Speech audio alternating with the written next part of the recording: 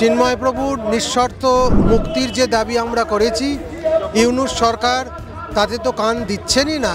ভারতের যে তাকত, তার চেয়েও বড় কথা সনাতনী যে তাকত, তা আমরা ভারতবর্ষের পথে পথে বিভিন্ন জায়গায় দেখতে পাচ্ছি। এমন কিছু অভিযোগ নিয়ে আসা হচ্ছে যাতে করে চিন্ময় কৃষ্ণকে জেল থেকে যাতে মুক্ত না করা যায়। ইসলামের সবচেয়ে বড় ভ্রান্তি যে তারা মানুষের জন্মগত যে ধর্মীয় পরিচয় তাকে লোপাট করে দিতে চাইছে। আমরা দেখেছি বাংলাদেশের ঘটনার পরে বারংবার আপনি পথে নেমেছেন এবং আজকেও এই মুহূর্তে আমরা দেখতে পাচ্ছি সেই একই কারণে, যেখানে বারবার দাবি করেছেন যে সংখ্যালঘুদের নিরাপত্তা, চিন্ময় কৃষ্ণ প্রভুর নিঃশর্ত মুক্তি, কিন্তু কোনো দাবি এখনো পর্যন্ত পূরণ হচ্ছে না কোনোভাবে। কি চিন্ময় প্রভুর নিঃশর্ত মুক্তির যে দাবি আমরা করেছি, ইউনূস সরকার তাতে তো কান দিচ্ছেনই না, বরং আজকে আরও দুটো ধারা তার সঙ্গে লাগু করা হয়েছে। রাষ্ট্রদ্রোহের অভিযোগের সঙ্গে এমন কিছু অভিযোগ নিয়ে আসা হচ্ছে যাতে করে চিন্ময় কৃষ্ণকে জেল থেকে যাতে মুক্ত না করা যায়, তার সব রকম আইনি প্যাঁচ ইউনূস সরকার করছে। আমরা এর তীব্র নিন্দা করছি। এত অমানবিক বর্বর সরকার, এই রকম হৃদয়হীন সরকার সংখ্যালঘু হিন্দু বিশেষ করে সন্তদের ওপর এই যে অত্যাচার, এ মধ্যযুগীয় বর্বরতাকেও ছাপিয়ে যাচ্ছে।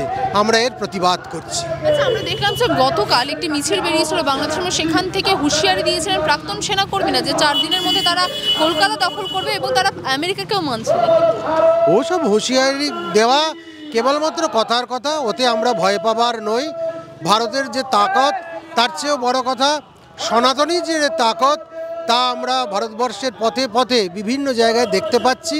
হিন্দুরা জাগছে, হিন্দুরা একত্রিত হচ্ছে, বাংলাদেশেও হিন্দুরা কিন্তু জেগেছে। এই সংহত হিন্দু শক্তিকে ইউনূস এবং যারা চক্রান্তকারী তারা ভয় পাচ্ছে।